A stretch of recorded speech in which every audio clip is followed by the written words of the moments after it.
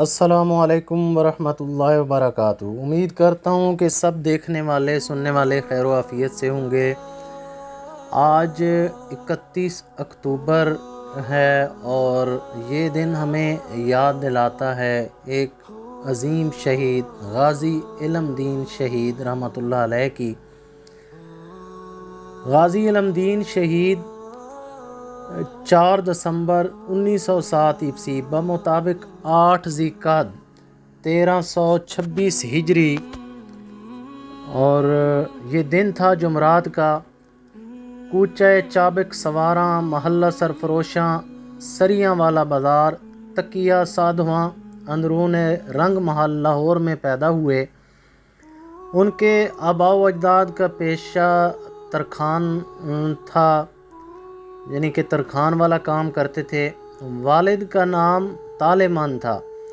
علم دین نے ابتدائی تعلیم اپنے محلہ تکیہ سادھواں کی مسجد سے شروع کی، مگر پڑھائی میں دل نہ لگتا تھا۔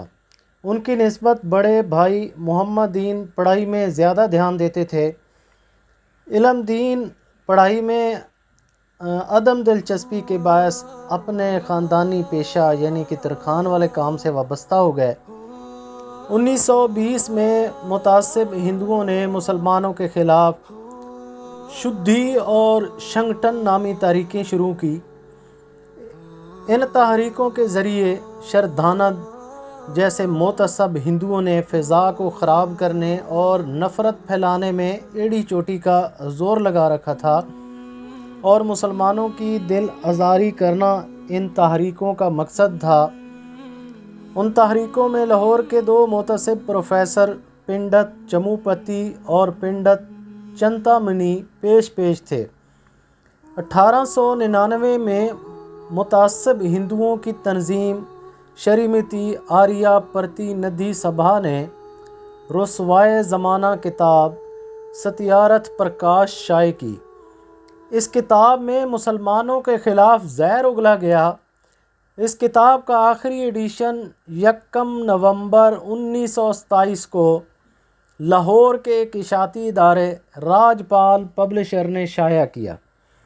اس کتاب کی اشاعت سے ہندوؤں اور مسلمانوں کے درمیان نفرت کی فضا پیدا ہونا شروع ہوئی۔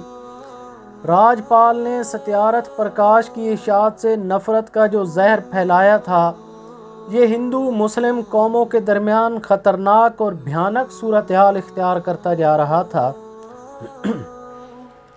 اسی دوران راجپال نے مسلمانوں کے غم زدہ دلوں پر نمک چھڑکنے کے لیے ایک اور شیطانی کھیل کھیلا، ایک اور ناپاک نام سے کتاب شائع کر دی۔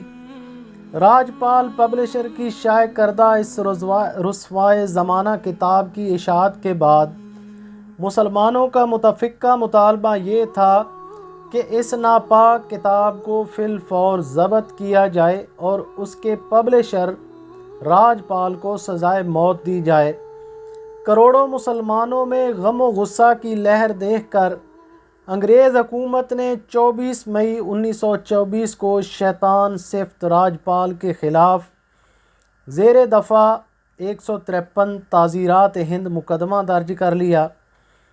ماتحت عدالت نے اس ملعون کو 18 جنوری 1927 عیسوی کو 1.5 سال قید با مشقت اور 1000 روپیہ جرمانہ کی سزا سنائی۔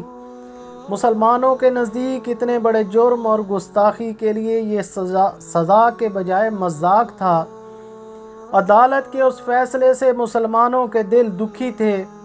ملعون راجپال کے متعلق عدالتی فیصلے نے مسلمانوں کے جذبات کو الاؤ پر تیل کا کام کیا، اور دیکھتے ہی دیکھتے برصغیر میں راجپال ملعون اور اس کی رسوائے زمانہ کتاب کے خلاف مسلمان یکجاں ہو کر اٹھ کھڑے ہوئے۔ یوں احتجاجی جلسے جلوسوں کا ایک زبردست اور منظم سلسلہ شروع ہو گیا۔ دنیا بھر کے مسلمان اس ملعون کو واصل جہنم کرنے کی سعادت حاصل کرنے کی خواہش دل میں لیے لاہور کی طرف بڑھنے لگے۔ اپریل 1929 کو علم دین صبح سویرے اٹھے اور لوہا بازار پہنچے۔ اس زمانے میں آتما رام کباڑیے کی دکان بہت مشہور تھی۔ علم دین نے ملعون راجپال کو واصل جہنم کرنے کی غرض سے چھری یہیں سے لی۔ یہ تیز دار چھری 13 انچ لمبی تھی۔ علم دین کے وہاں پہنچتے ہی قدرت ملعون راجپال کو اپنے انجام تک پہنچانے کے لیے کھینچ لائی تھی۔ علم دین دیکھ رہا تھا کہ راجپال ایک کار سے اتر رہا ہے۔ راجپال گاڑی سے اتر کر دکان میں اپنی کرسی پر بیٹھا ہی تھا کہ اس دوران علم دین بھی اس کی دکان میں داخل ہو گئے۔ اس وقت راجپال کے 2 ذاتی ملازم بھی وہاں موجود تھے، جن کے نام کیدار ناتھ اور بھگت رام تھے۔ کیدار ناتھ تو پچھلے کمرے میں کتابیں رکھنے چلا گیا، جبکہ دوسرا بھگت رام راجپال کے پاس ہی کھڑا تھا۔ علم دین نے اندر آتے پوچھا، راجپال کون ہے؟ تو راجپال سہمے ہوئے لہجے میں بولا، میں راجپال ہوں، کیا کوئی کام ہے؟ اس پر علم دین نے بجلی کی سی تیزی سے چھری اس کے سینے میں گھونپ دی اور راجپال کا کام تمام کیا۔ ملعون راجپال کے قتل کے بعد علم دین نے گرفتاری دے دی تھی اور یہ عاشق رسول صلی اللہ علیہ وآلہ وسلم پولیس کی حراست میں ہونے کے باوجود مطمئن تھا۔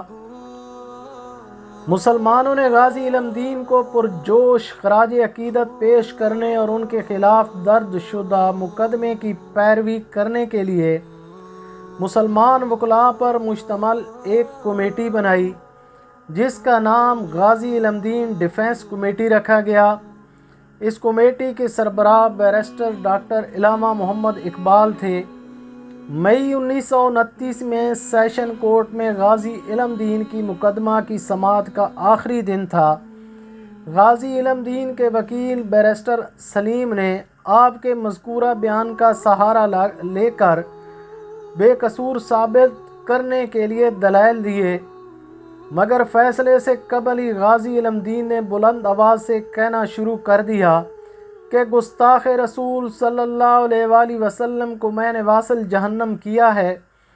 اقبال جرم کے بعد تو کہنے کو کچھ باقی نہ رہا تھا، لہٰذا سیشن جج مسٹر ٹیب نے غازی علم دین کے خلاف دفعہ 302 عائد کر کے 22 مئی 1929 کو پھانسی کا حکم سنایا۔ سزائے موت کے فیصلے کے بعد غازی علم دین لمحہ بھر کے لیے بھی پریشان نہ ہوئے، بلکہ آہستہ آہستہ درود شریف کا ورد کر رہے تھے اور نہایت پرسکون نظر آ رہے تھے۔ 31 اکتوبر 1929 بروز جمعرات 26 جمادی الثانی 1348 ہجری کی صبح 4 بجے کے بعد مجسٹریٹ نے غازی علم دین سے ان کی آخری خواہش دریافت کی تو انہوں نے 2 رکعت نماز شکرانہ ادا کرنے کی اجازت طلب کی۔ تختہ دار پر پہنچ کر رسا ان کے گلے میں ڈال دیا گیا تھا، پھر آنکھوں پر سیاہ پٹی باندھی گئی اور سیاہ لباس پہنا دیا گیا اور ہاتھ پاؤں باندھ دیے گئے۔ اس وقت غازی علم دین نے ارد گرد کے لوگوں کو مخاطب ہو کر کہا، تم گواہ رہنا کہ میں نے حرمت رسول صلی اللہ علیہ وآلہ وسلم کے لیے راجپال کو قتل کیا۔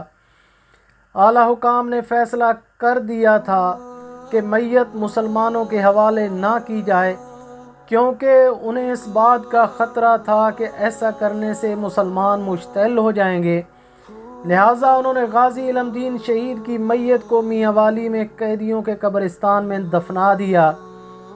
4 نومبر 1929 کو مسلمانوں کا ایک وفد ڈی مورنس گورنر پنجاب سے ملا اور غازی علم دین شہید کی میت وصول کرنے کا مطالبہ پیش کیا۔ اس پر گورنر نے سب سے پہلا اور اہم سوال یہ کیا کہ اگر میت کے آنے سے لاہور میں ہندو مسلم فسادات شروع ہو گئے تو اس کا ذمہ دار کون ہوگا؟ اس کی ذمہ داری حضرت علامہ اقبال نے لی۔ گورنر نے چند شرائط پیش کرتے ہوئے غازی علم دین شہید کی میت مسلمانوں کے حوالے کرنے کا وعدہ کیا۔ 13 نومبر 1929 کو مسلم وفد سید مراتب علی شاہ اور مجسٹریٹ مرزا مہدی حسن کی قیادت میں میاں والی پہنچا۔ اس وقت کے ڈپٹی کمشنر میاں والی راجہ مہدی زبان نے وفد کی میزبانی کے فرائض سر انجام دیے۔ میاں والی کے ایک معمار نور دین نے غازی علم دین شہید کی میت کے لیے بکس تیار کیا اور ضلعی حکام اور معمار نور دین دوسرے روز صبح غازی علم دین شہید کی میت بصد احترام میاں والی میں قیدیوں کے قبرستان سے نکال کر ڈپٹی کمشنر میاں والی کے بنگلے پر لائے۔ نور دین نے بتایا کہ 2 ہفتے گزر جانے کے بعد بھی میت سے ذرا برابر تعفن نہیں تھا، بلکہ مسحور کن خوشبو آ رہی تھی۔ غازی علم دین شہید کی نماز جنازہ لاہور میں 4 مرتبہ پڑھائی گئی۔ شہید ناموس رسالت کے جنازے میں تقریباً 6 لاکھ مسلمان شریک ہوئے۔ علامہ اقبال نے شہید کی میت کو اپنے ہاتھوں سے لحد میں اتارا۔ اس موقع پر علامہ اقبال نے غازی علم دین شہید کا ماتھا چوما اور کہا، اسی تے گلاں کردے رہ گئے تے ترکھانہ دا منڈا بازی لے گیا۔ اللہ تعالی ہر مسلمان کو عشق رسول صلی اللہ علیہ وآلہ وسلم کی سعادت نصیب فرمائے۔ آخر میں آپ کو بتاتا چلوں کہ یہ ساری معلومات محمد فیضان صاحب کی کتاب سے لی گئی ہیں، جو کہ ایک لکھاری ہیں اور تاریخ سے گہری دلچسپی رکھتے ہیں، اور انہوں نے کئی کتابیں لکھی ہیں اور ان کے مختلف مضامین ملک کے موقر جرائد میں شائع ہوتے رہتے ہیں۔ تو امید ہے کہ آج کی ویڈیو آپ دوستوں کو پسند آئی ہوگی۔ زندگی رہی تو کسی اور ویڈیو کے ساتھ دوبارہ آپ کی خدمت میں حاضر ہوں گا۔ تب تک اللہ حافظ۔